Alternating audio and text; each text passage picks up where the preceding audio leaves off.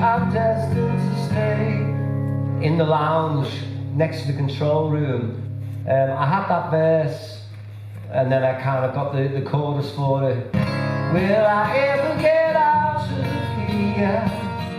Will I ever push down my fear? Will I ever see through my tears? Will I ever get out of here tonight? So I'm picking up and building, you know, a bunch of what I'm considering to be like really good songs. You know, these songs, as I said earlier, were probably, you know, they were going to be probably the second album, you know, with Lee getting involved and co-writing with me. That's what I imagined them to be. I never had any, as I said earlier, I had no inkling or intentions of ever leaving the Lars. It just started forming, and once it did, there was no real going back. Like, I watched a band while I was in the Lars called Shaq, who reformed recently, and Peter was the bass player, Peter Wilkinson, and he made, you know, I just remember watching him really, more than the band. I thought he was like a really great bass player, a great feel. He looked great. He had that Scouse curly hair that most bass players seem to have. You know, he was bouncing around, and I thought, wow, he looks, you know, he's cool. So he made an impression, and I remembered him.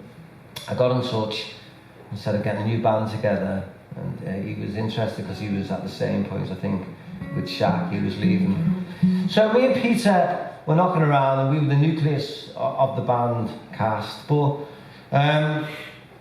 you know, we got it wrong for about a year, as you do. You know, you're forming something, songs are writing, the band's idea is forming. You get the arrangements wrong, you get them right. You got the wrong lineup. You know, and you go with it for a while because you want it to be right. And I wasn't too, you know, as I said, I was kind of working it out as I was moving forward, learning to play, learning to do this, learning to sing the main vocals properly and all that. So we kind of got it wrong for a while, and then I went to see a band called the Windmills in Liverpool, and they were a decent band, like. But the drummer was something special. Like, he was dynamic, exciting, like full of energy, looked like a young Keith Moon. He was all over the kit, all over the toms. I mean, it was like really, really kind of exciting to watch. Full of energy, like an octopus, fucking all over the toms, nearly levitating. And I was standing there, mesmerised really, and there was a guy next to me who was a journalist, a Liverpool lad, and he leant over and he said just what I was really thinking anyway. He just said, "Fucking hell, you need him in your band on drums," like. And I was like, I know. So I got in touch with Keith. I still had a bit of kudos. I just left the Lars, you know, and that was, you know, kind of like you get a new band together. So he was kind of interested. He came down to rehearsals, and this was the first time that the band started really taking shape. We'd had other lineups, but it just wasn't, you know, wasn't right. Keith not only brought the energy to the drums, he also brought like an energy to the actual band, to the lineup. You know, he was very kind of, you know, funny guy, energetic, full of bright-eyed enthusiasm, which is just what you want really when, you know, when you're trying to convince people about how good the band's going to be, but the band isn't quite there yet. I keep writing songs, you know. If you said all you've got to say, and the words just slip away, just walk away. You know, that descending Bach on G string or whatever, you know. Like this major scale thing, you'll find it all through rock and roll, all through music. When a man loves a woman, it's like, you know, you'll find it everywhere. So that kind of pulled me in towards wanting to write a song like that. I got the chorus, you know, away, walk away, walk away. And I had this piece of music that I'd been playing, you know, it was just a piece of music.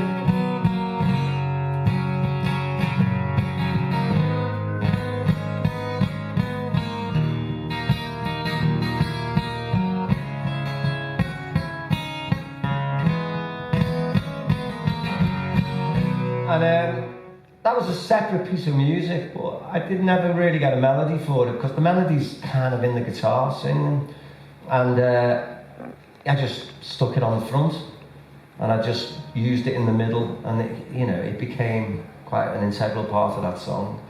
So we're writing and we're getting things going. We've got Keith rehearsing are feeling good, and then we're still missing a guitarist, and loads of people, numerous people came up to me at different times saying, "You want to try this Skin out? Skin's a good guitarist. This fella Skin." I'd never met this Skin. I didn't know who he was. It turned out that he'd left Liverpool and gone up to Northumberland, ironically, and he was always going to be a mountain man anyway. And now he's got a big beard now. He lives in the mountains and hills of North Wales. So he was on that sort of tip then. He was following his calling. He went up to an outdoor pursuit centre where they took kids out from the cities, on canoes and rambling and all that. And the people who ran the course loved him that much. They just said, "Well, why don't you stay? You can stay here for free and just work." And so he did that. But I had faith. I had a belief that if this Skin fella is as good a guitarist as everyone's telling me, then he's gonna have a dream that he wants to be in a band, because you don't become that good at anything unless you deep down you want to be it. So weirdly, I was sitting in with Keith in a pub with Peter, me and Keith, and Skin. I was like, "Who is this Skin? Where is he?" And Keith just went like, "There he is," and he just walked past like this, like Cheech and Chong, Scooby-Doo type of vibe. And I went, "Skin." The first time I met him, and he went, "What?" And I went, "Do you want to join a band? I've got this." He went, "Nah, man, no." He said, "I've moved to the hills. I've only come back to pick something up. I'm going back tomorrow." And he just went, poof, smoke, and he'd gone. And I was like, a bit like, "Oh, fucking hell." Right, that wasn't how I imagined the story to go, because this is all preordained, remember, sort of thing. But anyway, so he's in Northumberland. We find out where he is. Now this is the time, it's the type. You used to ring up your mate on a Wednesday, and you'd say, "Hello, is so and so there?" And the person would go, "No, he's out." You say, "Well, all right, tell him I'll call back next week." And that's the way you kind of communicated. There's no emails or, texting. You couldn't just get hold of someone very quickly. So it turned out, we found out where he was, and my manager, Rob, sent him a letter. And he put in the letter all the things we were going to do, all the enthusiastic sort of sound bites, we're going to be this, pretty much everything I was telling him, we're going to be massive, we're going to do this, got these great songs, there's John from the line, we've got this new band, we've got everything, we're just waiting for you, sort of thing. Also, we dropped in the fact that, we'd been to John Entwistle's. I know it sounds mad, but I'd met a guy called Bob Pridden, who invented these monitors that you see on stage all the time. And he was the on-stage sound man for The Who. And when The Who were playing dead loud in the early days, he had a brainwave where, I know, I'll get a small PA, and instead of blasting it out, I'll blast it backwards onto the stage for the band to hear. But I'd met Bobby Pridden when the Laws asked Pete Townsend to produce them, and Pete said no because for whatever reasons. But he put us in touch with Bobby, and we went down to Entwistle's, recorded there with the Laws a little bit. I went back there early doors with Cast, with a different lineup, and I kept in touch with Bobby, and we were going back. So we put all this in a letter. It's fucking hell, Skin must have just what the fuck is this? So he rang one morning, my phone went, and I was in. So I picked it up, and it was Skin, and he was like, "What? I've just got this letter, what's going on? What do you mean you're going there and you're going to do that?" And I told him everything that was in the letter. I said, "Look, Skin, we're going to be massive, we're going to do this. I'm telling you, we just need a guitarist, mate." And so he came back to Liverpool, and he walked into rehearsals with a wah-wah, a little delay, a reverb, a little compressor, and he sets it all up. And, he's sitting there, having a smoke, and he's fiddling and he's moving the knobs on the dials on his pedals with his big toe. It's very fucking impressive. You know, I'm the type of fella who was like, ugh! Kill the fucking pedal on beat. I can step on it like that, you know. But anyway, we started playing. I'd wrote some other songs by then, and the song I first played, I just started playing.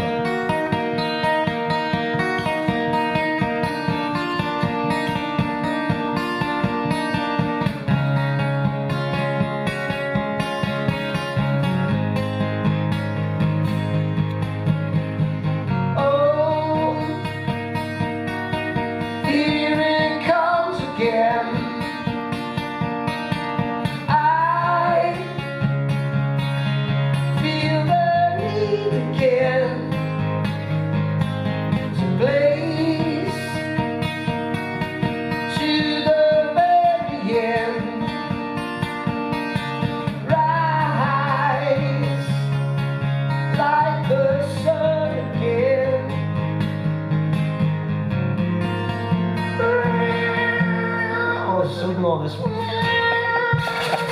key comes in, I'm on my feet, and I can't seem to stop. All of a sudden, you sound like the Who or something. Like feedback, spins in, keeps doing the toms, pieces right in the pocket. I'm on my feet, but I can't seem to stand. Got control, but I ain't got command. The things I need slip through my hands, so I'll tell it like it is. You see, it's always hit and miss. Tell me to my face, like it really is. I'm gonna make it plain to see, straight from you to me. Oh, feel the need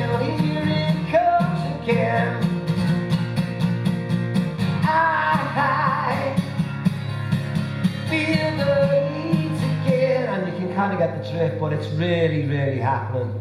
Like the band sound, they sound fucking great, and I just know it. I just know that this is right. Skin is the final piece. He's not the reason that Cass sounded great. Everyone was doing their bit, but he was the missing part that made the other 3 or 4, all the compass points, everything lined up. After that song I played,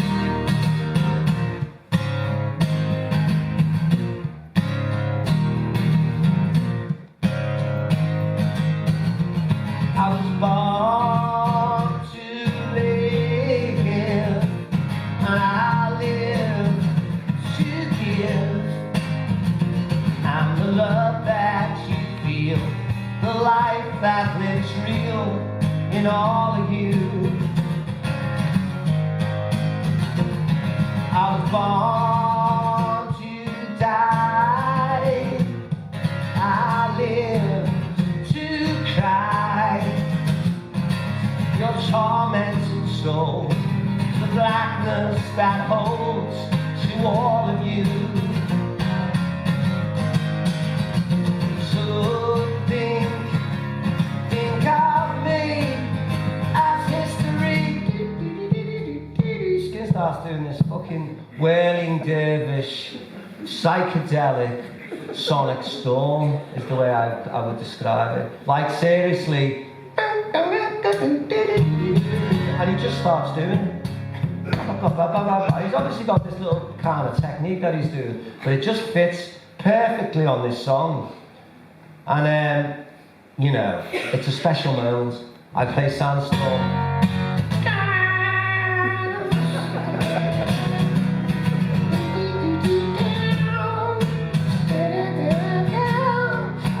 Sandstorm blowing in my head, you know. I guess I'm all, I'm like, you know, and seriously, we were like, I was like, fucking hell, I like the fucking Who. This is fucking brilliant. And I knew straight away then, I stuck my head out the rehearsals, the door, and we've been rehearsing there for about 8 months. No one had ever said fuck all. And there was people just coming, you know, the band next door and the band there, and they were like, what the fuck's going on? That sounds brilliant. So it was like, you know, I just knew. We went out and started playing in little venues all